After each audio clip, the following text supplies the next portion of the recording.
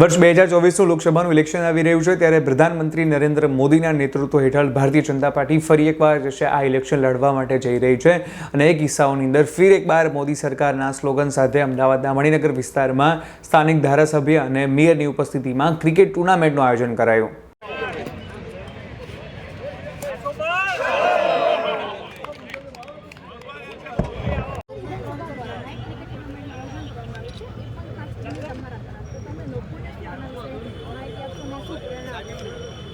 આપણે સૌ જાણીએ છીએ તેમ મણિનગર વિસ્તાર સૌભાગ્યશાળી છે કે દેશના યશસ્વી વડાપ્રધાન એક વખત મણિનગરના ધારાસભ્ય અને ગુજરાતના મુખ્યમંત્રી હતા।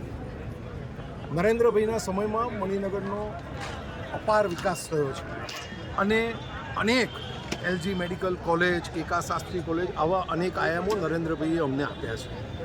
નરેન્દ્રભાઈ દેશના વડાપ્રધાન થયા પછી દેશની પ્રગતિ વિશ્વમાં સફળતાના શિખરો સોપાન કરી રહી છે। જ્યારે લોકસભાની ચૂંટણી આવી રહી છે ત્યારે અમે ભાવના સાથે કે જે રીતે નરેન્દ્રભાઈએ દેશનો વિકાસ કર્યો છે, નરેન્દ્રભાઈના નેતૃત્વમાં ભારતીય જનતા પાર્ટીનો જ્વલંત વિજય નિશ્ચિત છે અને અમે એવી પ્રેરણા સાથે અને આશા સાથે આ ટુર્નામેન્ટ રમી રહ્યા છીએ કે ભારતીય જનતા પાર્ટી 400થી વધુ સીટો સાથે વિજય મેળવશે અને દેશને યશસ્વી માર્ગે લઈ જશે। આ ટુર્નામેન્ટ માત્ર મણિનગર વિધાનસભાના સંગઠનના પદાધિકારીઓ વચ્ચે એક સ્પોર્ટ્સમેન સ્પિરિટની ભાવના ઉત્પન્ન થાય તે માટે અને પાર્ટીના હાથ મજબૂત બને તે હેતુથી રમાડવામાં આવે છે। બોલર જેટલી ઝડપથી બોલ ફેંકે છે એટલા બેટ્સમેનને સિક્સર કાં તો લાગી શકે છે અને કાં તો તેની વિકેટ જાય છે। આ જ રીતે તમે સિક્સર મારીને કોંગ્રેસને વિકેટ આપશો? અમે નિશ્ચિત છીએ કે ભારતીય જનતા પાર્ટી દેશના યશસ્વી વડાપ્રધાન નરેન્દ્રભાઈના નેતૃત્વમાં કોંગ્રેસની બધી જ વિકેટો ટપોટપ ખરી જવાની છે। માત્ર કોંગ્રેસ નહીં પણ આજે એક પ્રકારનું ટ્રુથ ઇન્ડિયાનું થયું છે એ ક્યાંય ઇન્ડિયા રહેવાનું નથી અને ભારતીય જનતા પાર્ટીનો જ્વલંત વિજય થયો। મોદી જે રીતે યુવાનોને રમતવીર સાથે આપણે સરખાવીએ છીએ અને લોકોને ચાન્સ આપે છે, એ રીતના જે ક્રિકેટ ટુર્નામેન્ટ્સનું આયોજન કર્યું છે આનાથી યુવાનોમાં પણ ઘણો બધો ઉત્સાહ પણ જોવા મળ્યો છે અને યુવાનોને એક પ્રેરણા મળશે। તો એ તમે આનું જે આયોજન કર્યું છે તેની પાછળનો શું હેતુ છે? નરેન્દ્રભાઈએ ખેલ મહાકુંભની શરૂઆત કરી અને છેવાડાના ગામડાના છોકરા છોકરીઓ આગળ આવે તેનો પ્રયાસ કર્યો। સરિતા ગાયકવાડ, ભાવિના પટેલ અનેક દાખલા આપી શકાય એવા છે।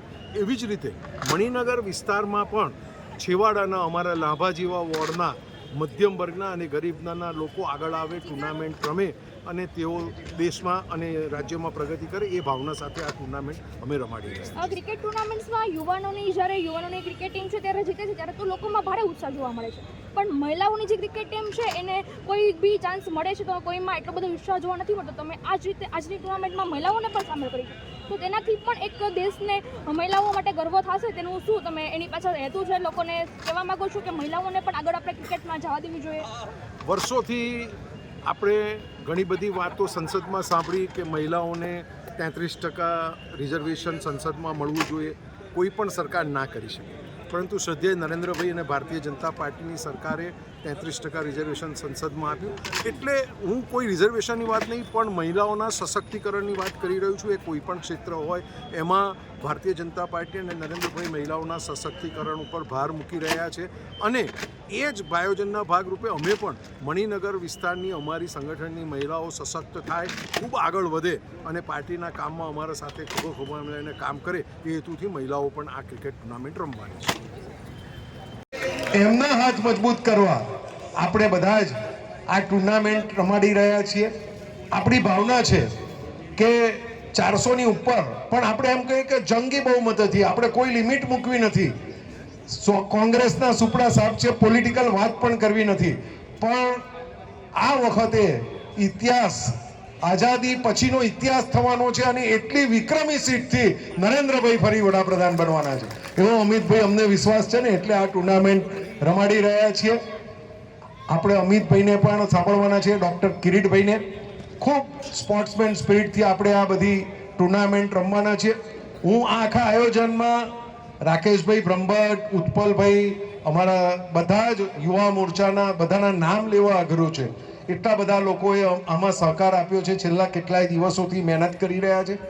એક ભારતનો નકશો પણ આપણે અહીંયા બનાવ્યો છે। કાલે તમને બધાને એના ફોટોગ્રાફ્સ મળશે ને તમને જોવા મળશે કે કેવી સુંદર રીતે આ ફોટોગ્રાફીનું આયોજન આપણે કર્યું છે. અને એમાં આપણે મોદી સાહેબનો ફોટો મૂકી ફિર એક બાર મોદી સરકારની આખો થીમ બનાવ્યો છે. આપણો આખા ટુર્નામેન્ટનો થીમ પણ આ જ છે. હું ફરી એક વખત બધા જ માન્ય પધારેલા મહેમાનો જે લોકો આપણા ઉત્સાહને વધારવા આવ્યા છે અને આપણી વચ્ચે પોતાનું બધાને ખૂબ શિડ્યુલ ટાઈટ છે. રામ જન્મભૂમિના કાર્યક્રમો ચાલી રહ્યા છે, પાર્ટીના કાર્યક્રમો ચાલી રહ્યા છે, છતાં પણ આવ્યા. ફરી એક વખત તેમનું સ્વાગત કરું છું અને હૃદયપૂર્વકનો આભાર માનું છું. ફરી એક વખત બધાને કહું છું કે 7 થી 10 વખતે જ્યારે તમને ટાઈમ હોય ત્યારે તમે અહીંયા આવજો, અમારો ઉત્સાહ વધારજો. અમે 18મી આનું સમાપન પણ આપને ફરી નિમંત્રિત કરીએ છીએ. એ દિવસે પણ કંઈક નવું કરવાનો પ્રયત્ન અમે અત્યારથી આયોજન કરી રહ્યા છીએ. ખૂબ ખૂબ આભાર. જય જય